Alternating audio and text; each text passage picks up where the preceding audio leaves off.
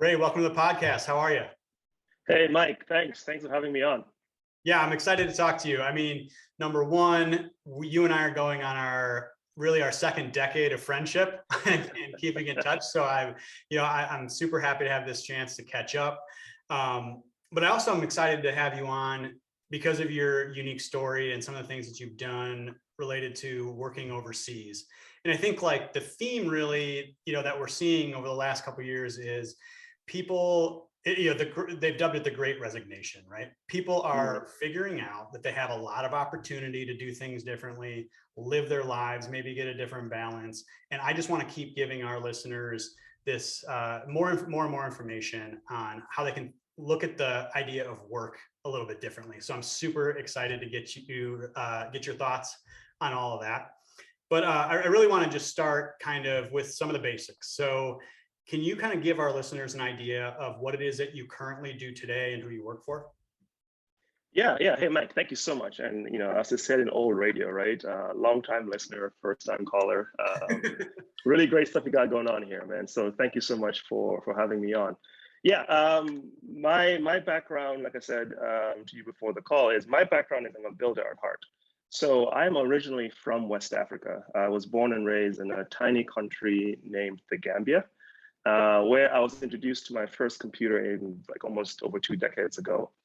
It was Fox Pro, I believe it was, an early database management system. But the point is, Mike, I'm a builder at heart. Most of my professional career has been spent building. I started my professional career building digital products, took a stint at building teams, but now to answer your question, now I'm basically working to build an organized sales operation for Devbridge, which is a digital product consultancy based here in Chicago.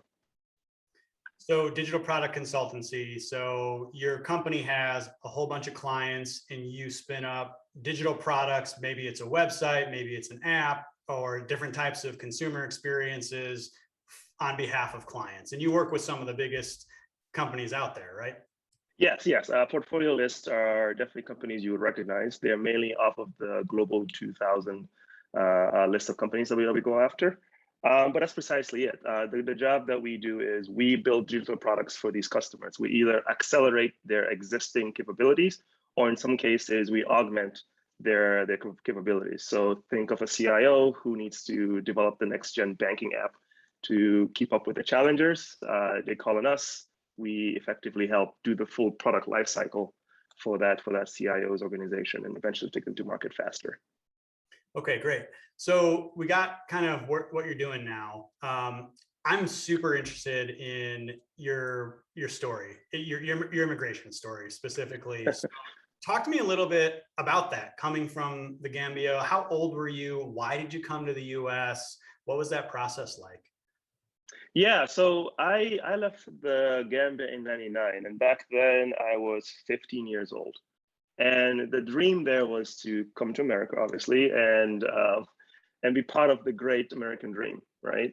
So I had family that is in the US, and for us, the goal always was to leave the Gambia because unfortunately, there isn't a good university system locally there. There are some in West Africa, but obviously the Holy Grail is in the US.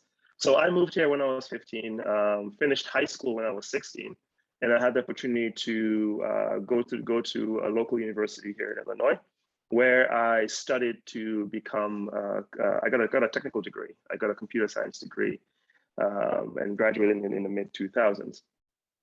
Now, the interesting thing, Mike, is back in the mid 2000s, if you remember, we were at this weird inflection point, right, where specifically in technology there was a transition.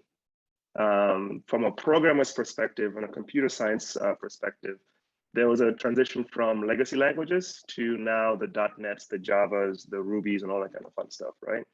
So for me, it was taking this love of computers, which I found in the Gambia from a really old computer at my high school, and extrapolating that to being able to work in the US and build software for a living, which to me was the ultimate dream. And that is why I just could not wait to come out here.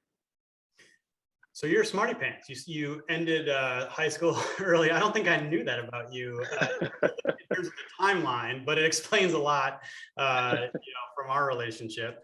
So what was it? How did you end up in the Chicagoland area, Illinois? Like, how did your family pick that spot? How did that go? Yeah, so we all moved to North Carolina from Gambia. Now, with most immigrants, you move where your family is. That's typically what happens, right? So we moved to North Carolina. Then my brother had the opportunity to go to school here in the Midwest. So when he came, I decided why not follow along with the Smarty Pants theme. I got offered money to go to school for free. So I got a merit scholarship, which was available here in Illinois. So of course I took that because free school, why not? So that's how we ended up in Illinois. I actually ended up liking it because after graduation, I got my first job in the Chicagoland area. I was a developer back then, and then over time, just built my roots here. Met you, met more people, and just stayed in Illinois. Okay, so first job right out of college, you were a developer. Who did you work for? Yeah, so my first job was for Aon Hewitt, where I was a developer building at the time, their benefits portfolio applications. Imagine a kid out of college and you think you're gonna build these really cool like next gen applications, and then you get thrown into just maintaining an existing application. So it was not the most exciting first job, but I learned a lot from it. Okay, so what was next? I want to kind of get a little bit of the arc and some of your choices or some of the things that you did differently to get where you are. Yeah, so for me, the big inflection point came where I realized there was more to just, being a tool. Effectively, I was a programmer. I just built whatever was given to me.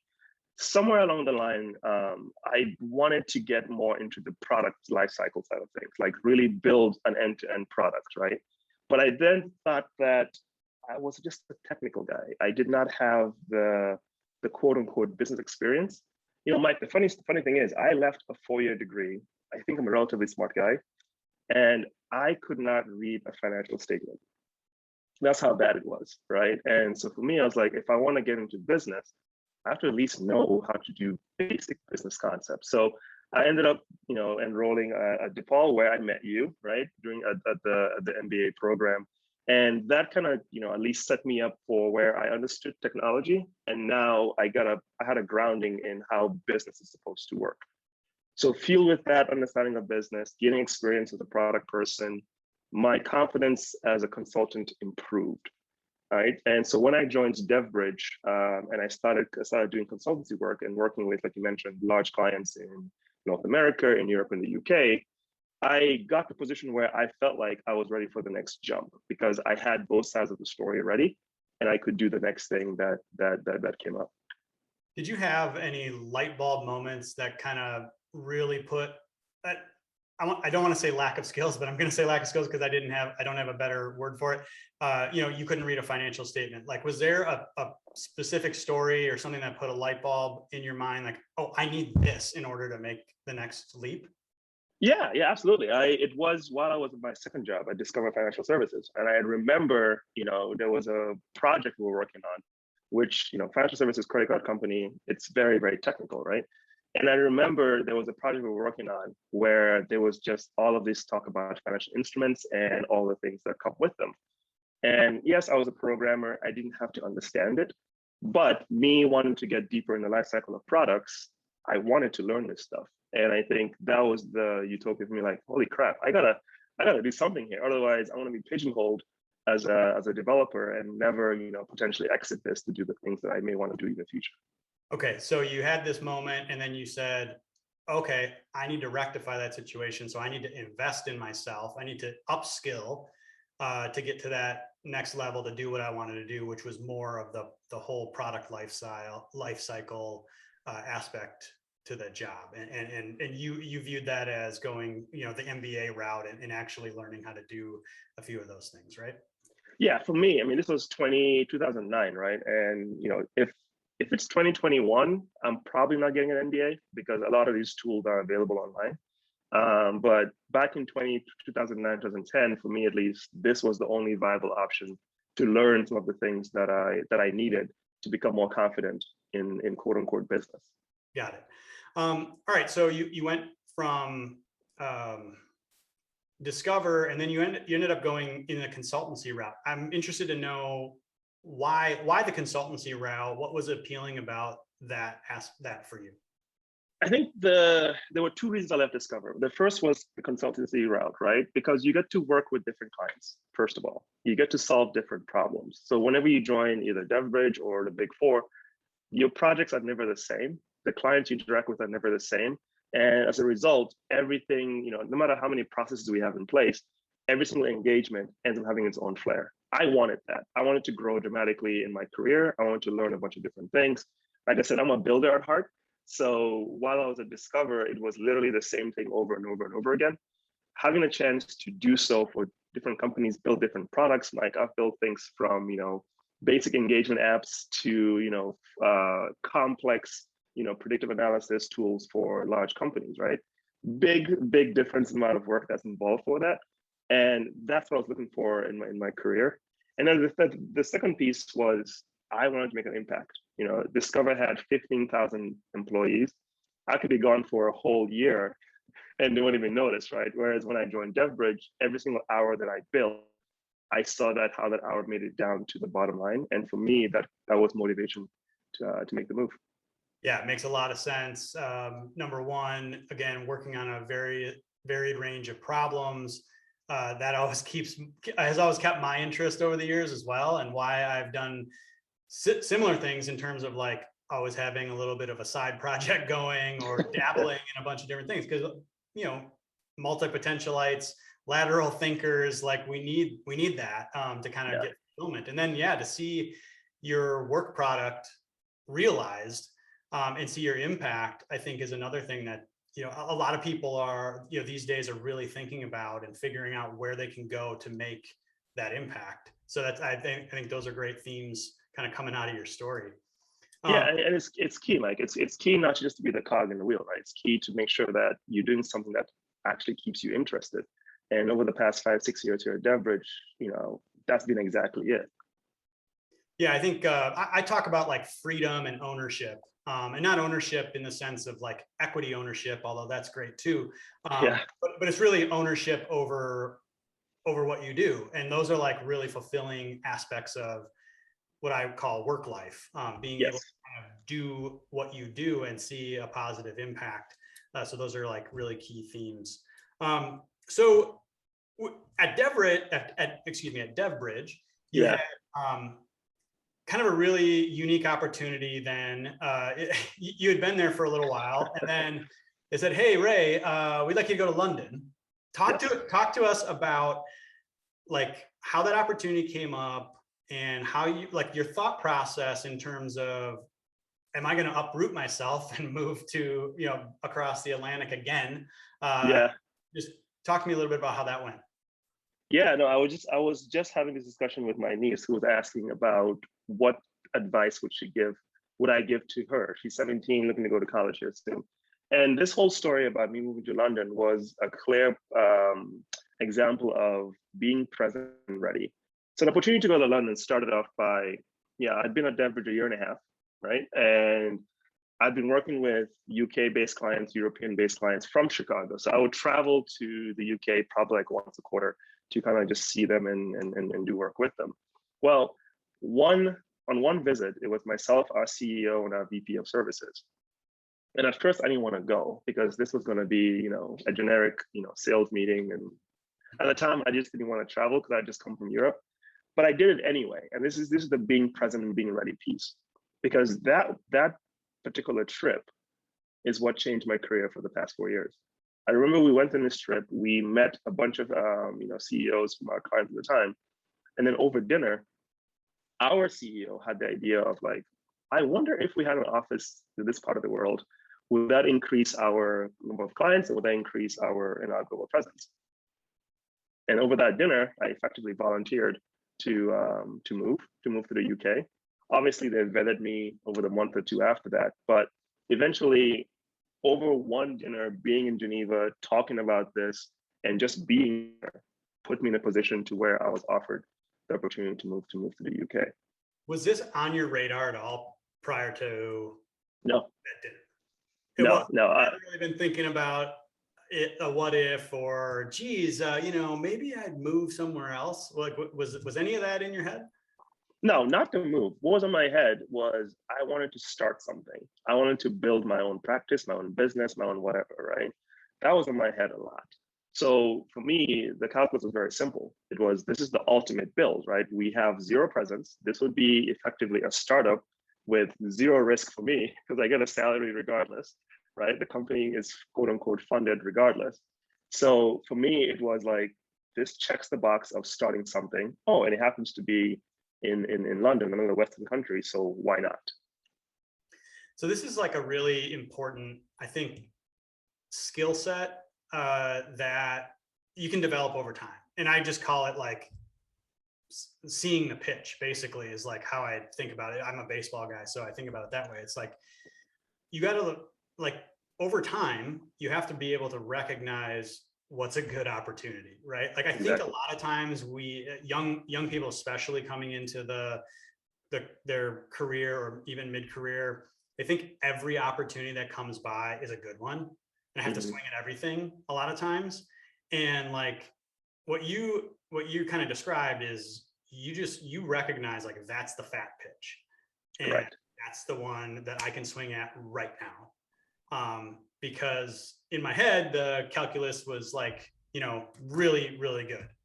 Right. Zero downside. You're looking at an asymmetric risk reward opportunity for you, right?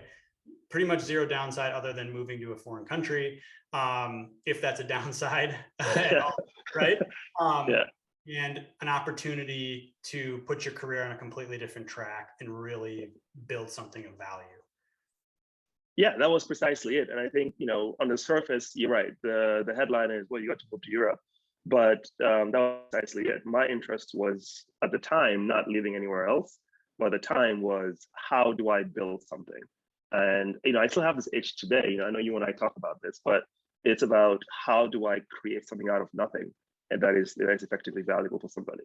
So you sort of went from thinking about building in terms of product to now I'm actually building an organization. And that's another skill set that I assume you wanted to acquire to continue building value in your career. Absolutely. Absolutely. And I think one of the things that, I'm really proud of is I never chased titles. And I'm fortunately where, just having the mindset of I want to build stuff and add value, titles came to me. And I think that's a good takeaway for me, at least. And this is what I talked to my niece about was, do the work, figure out how to just add value to someone's life, whether it's a business or personally a customer. And then everything kind of falls into place. And that's how I approached this move to London was, yes, I'd never built a business. I'd never built anything in the UK before. But hey, we'll add value. We'll make someone's life easier. So therefore, it'll work out for us. And 3 years later, it did. Very cool. So I want to get a little tactical on this now. Like, of course. You get the opportunity, and now it's like, holy cow, I got to actually go do this. So like, I'm just interested in like what the sort of process was like. So obviously, put aside you guys agreeing, right, on kind of terms and how this would all, like, actually mechanically getting work permission over there, getting set up, like just kind of start to maybe tick through the process a little bit. Yeah. I think tactically it was fast. I think we were set up. I believe I got the nod in August. I was in the UK in November, and the office was set up in January. So in a span of 6 months, we were able to get a whole lot of stuff done, right? And I think the tactical things are, obviously this was pre-Brexit, so immigration was very simple, actually, right? So as an American citizen, you are allowed to be in the UK for up to 6 months on a rolling basis. So I could go to the UK. Now, by the way, this is not legal advice, but I believe you can be in the UK for up to 6 months. So we went through that. I was in the UK. We had 3 main goals to do. First, sort out my legal working permit. Second, establish the entity, right? Because we didn't have one in the UK yet. And the third and final one was set up all the things around the entity. So an office, a mailing address, all the other legal stuff you need to do to get a business up and running. We did all of that within the 6 months, like I mentioned. And I think the key that learning there was, there are times we need to outsource things. I think, we're a lot of, at the time was a very DIY kind of guy. Like I want to do everything myself. But I think because of the compressed timeline, it was about using your resources as effectively as possible. So when it came to, for example, my immigration status, right? You can technically do it yourself, but we decided to hire a London-based expat lawyer who made that process go very, very quickly, right? When it came to setting up the legal entity, similarly, we found a lawyer to do that for us. When it came to finding me a flat, an apartment to live in, right? I found an agent down there. So the point was, we were able to kind of find people that would do things for me, and that dramatically reduced the time. Now, the hard part was finding people. But again, this was 2017, and luckily the internet has solved a lot of that for us these days. Okay, so you had a lot of resources from your company kind of helping you work through that whole process. Because I'm kind of interested in like the personal process for you. So you talked about you being in the UK for 6 months, but were there special work-related things that in hoops you had to jump through to be able to technically work there? Not really. I mean, I think the process was very simple. Once I was there and I got my BRP, which is the registration card, that came within 2 months of being there. And again, this is the perspective of the US UK relationship. It was fairly straightforward. I'm sure it's even easier now that Brexit has happened.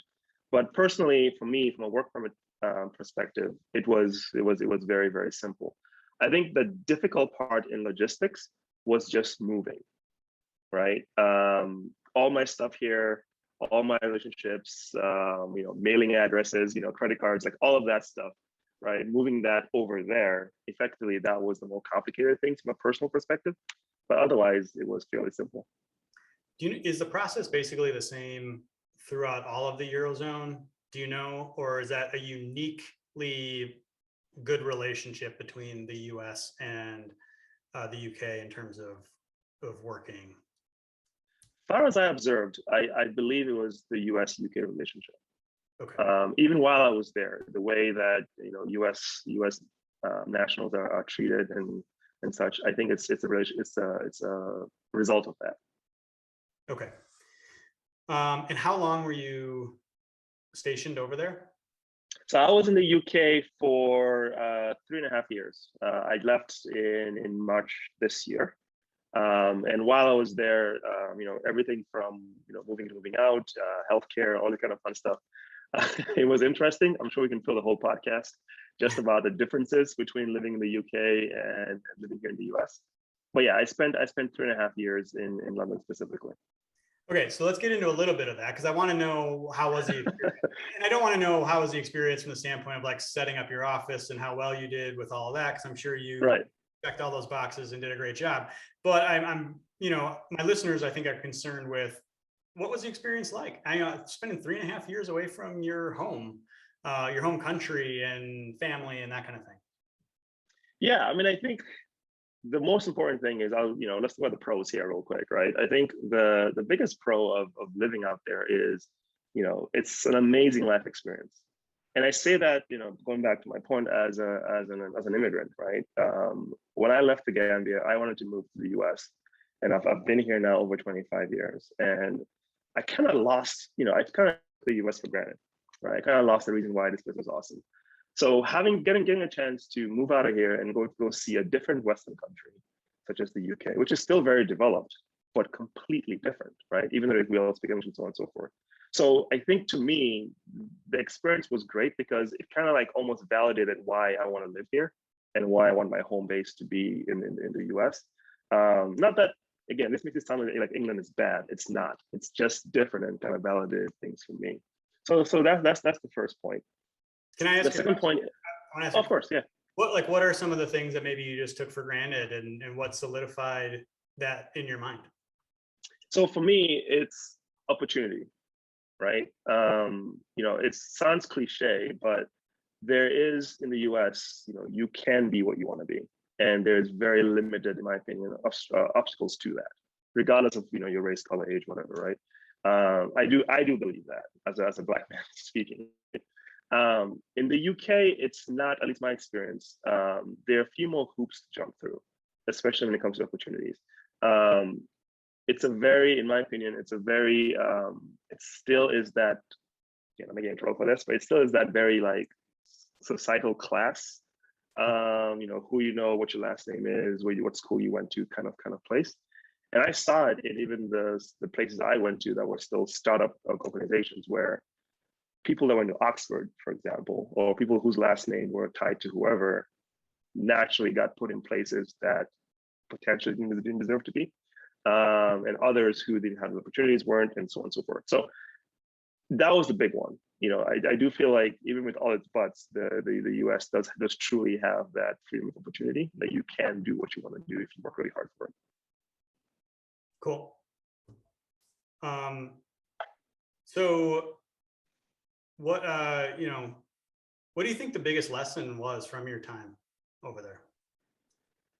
I think if you think about it, the big thing for me was just, it's gonna sound cliche. I hope I'm not too cliche for your listeners, but I quickly learned that for me it was a confidence thing, right? My biggest takeaway was that confidence in your abilities will go a long way. I had imposter syndrome from the day I landed, right? I am relatively young. I was given this position that, is in front of, CEOs, CIOs of global 2000 companies in the UK. And all of a sudden I'm in rooms I'm not supposed to be in, as a Black man or whatever, right? And I think the biggest lesson that I had to learn was, it's cool to have imposter syndrome, but quite frankly, confidence in your abilities will go a long way. There are smart people out there, Mike. There are people that are insanely brilliant, but I think the major difference that I noticed between them and me anyway, is that they did the work, they learned from their mistakes, and that overall the experience that they have versus what I have is what made them who they are today. And I think going through these 3.5 years, whether it's professionally or personally, just being confident in what I'm doing, being confident in what I'm supposed to be accomplishing, getting that checklist, that day list done, is what I attribute my success to. And I think I learned that by being there and by being alone and by figuring it out myself. So you said having confidence. So I think what you're in, because I know you, I'm gonna put words in your mouth, and you can, okay. You had the skills, you had what it takes all along. You just uncovered that you had it, right? I mean, you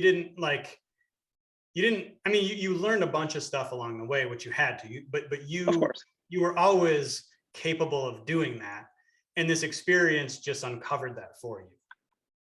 Yes, I mean, yes, in a more elegant way. I think that's probably what it was, right? I think the skill set was always there. And again, that's the whole point of imposter, right? You just don't think you have it, right? And this opportunity kind of exposed it, to use your word, right? And now I realize it, and I'm a much better person for it. Do you think there was anything particular about being overseas that unlocked that? Or do you think if you had, the same type of opportunity in a state, like you had to move to Texas and open a office, that you would have uncovered that about yourself? I mean, I don't, but I doubt it.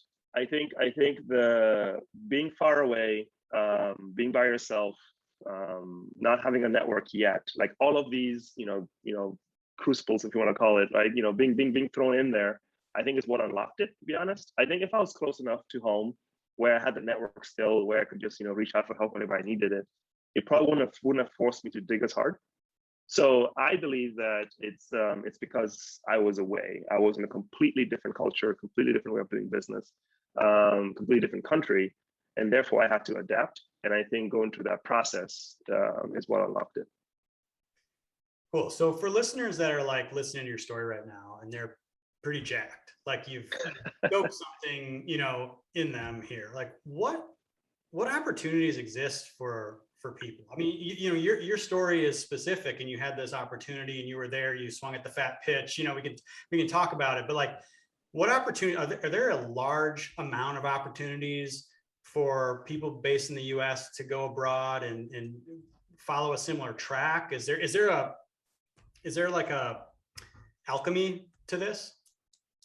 Absolutely, especially in London. I was surprised at the number of expats that were working for both large companies that you recognize and also smaller startups that you'll see here in the US, right?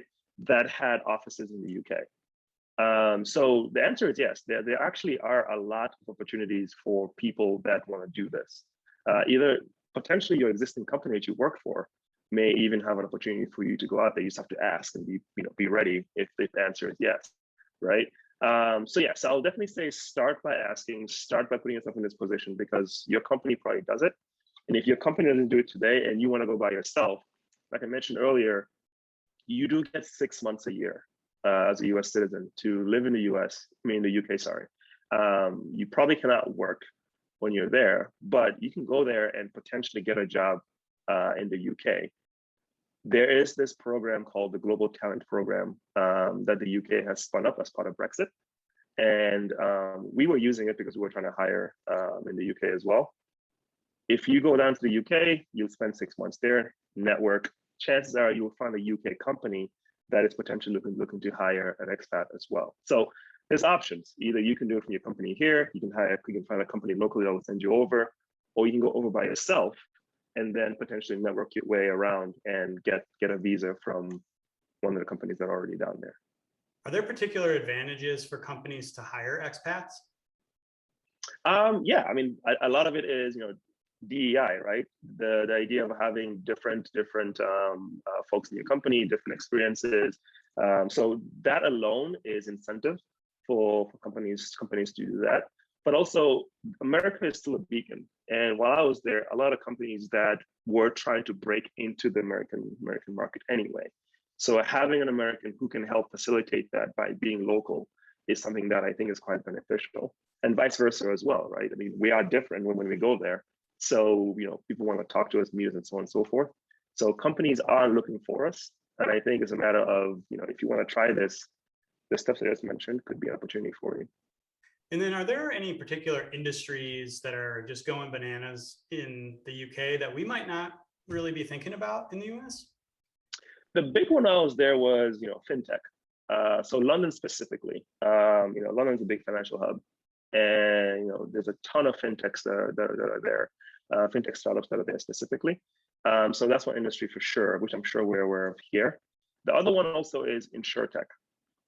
There's a lot of insurtech challengers out there going after the big insurance companies in the UK. And then most recently has been around the power supply. So ComEd in Chicago here.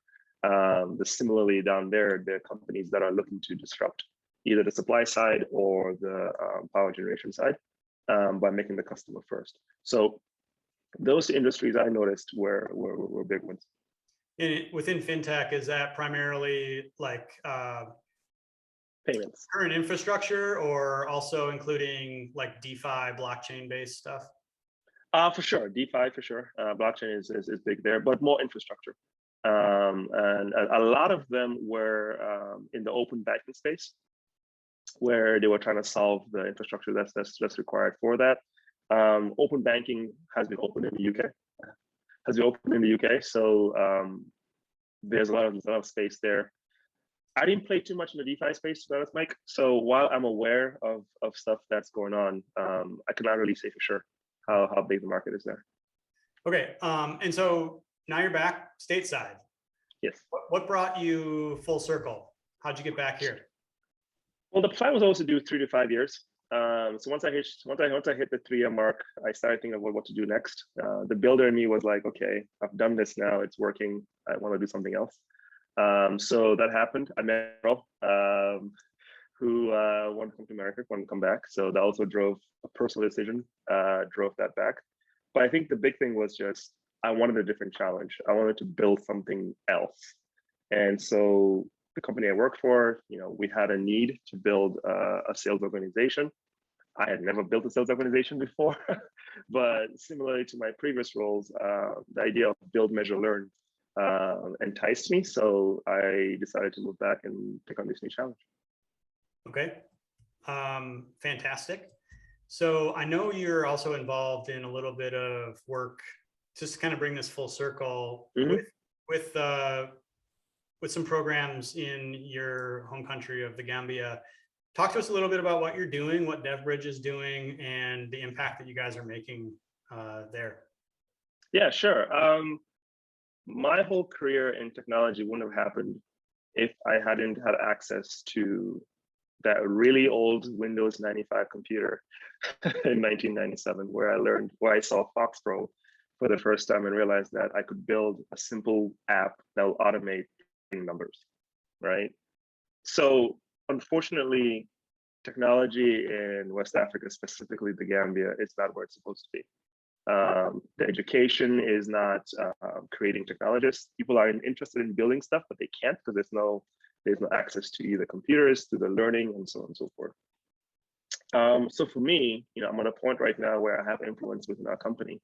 And last year, the Black Lives Matter thing hit me differently, right? Obviously, it was an awful thing that happened. And I saw it as a way of like, okay, Black lives do matter. However, the way we solve this, in my opinion, is by creating opportunities for people who don't have opportunities. Where better to look than where I'm from? So I reached out to my CEO and my VP, and I was like, we got to do something about this. We got to figure out how to create the next technologists in West Africa. And that's what started the process. So Devbridge today, our founders are from Lithuania. So they did the exact same thing 8 years ago, where they have a program where they teach college students how to become professional developers. And we did this partially to give back, but also to build a pipeline of engineers, right, for our company. So that program was available, and effectively I asked for the rights to implement that program in Gambia. So starting this May in 2021, we took the program, we enrolled 10 students as a pilot. And the idea was just to see if we would, A, get interest, if the students would actually learn something, and would they get jobs as developers. Well, all those three things happened. We got 140 students applying. We only picked 10 because the pilot, right? Those 10 students attended every single class for 12 weeks on time. And then they did demo day like 2 weeks ago, where they built actual working software. I'm getting choked up. Actual working software that was hosted on Azure that is usable. And to me, I was like, this is the goal, right? We've done it. And one of them got a full-time job immediately following the program, and the other 9 have been put into internships with local technology companies in the region. That's awesome. You said you were choking up. I'm glad I didn't have to talk because you're man. That's amazing. I'm super proud of you. That's fantastic. Very cool. So for anyone out there listening that wants to learn a little bit more about you or your company, where should they go to look? Yeah, so Devbridge for sure is my focus right now. So to know about Devbridge, DEV Bridge, BRIDGE.com is where you'd go to learn more about the company and what it is I do. I've kind of given up on social. The only social place I play now is LinkedIn, really. So the best place to find me is on LinkedIn, Raymond King. Reach out, send me a DM. I'll be happy to talk to you more about what I do now, about potentially moving overseas, or just giving any advice when it comes to building, because that's what I like to do right now. Thanks. Well, and we'll link to all that stuff in the show notes. Is there anything else that you want to say or leave the audience with? No, Mike, I think thank you is the last bit. Thank you for the opportunity. Thank you for bringing up the sorcery, the program back in the Gambia, because that's definitely a side thing that is very important to me. So even though going to London was cool, building the office was cool, the thing I'm most proud of so far is that we are creating opportunities for people that look like me in the Gambia, who hopefully may end up like me, right? In the next 10 years, they may be doing stuff that I'm up to or even better. So thank you for letting me talk about that. Oh man, absolutely. Couldn't be more proud of you. I love it. And I can't wait to catch up in person soon. Thanks so much for coming on.